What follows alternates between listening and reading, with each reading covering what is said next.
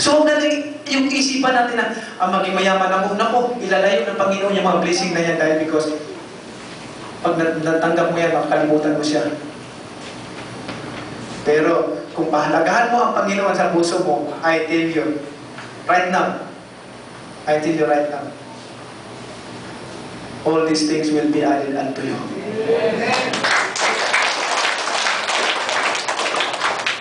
Sino man gumagawa niya ngayon, umpisahan nyo na ngayong gabi, gawin nyo yan, huwag nyo pahalagahan ang mga material things dito sa, huwag nyo ilagay ko sa puso, at pahalagahan nyo ang Panginoon.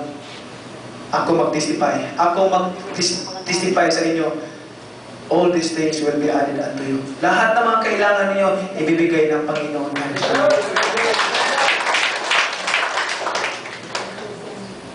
Kaya nga, brothers and sisters, no? Ang Bible sabi dito,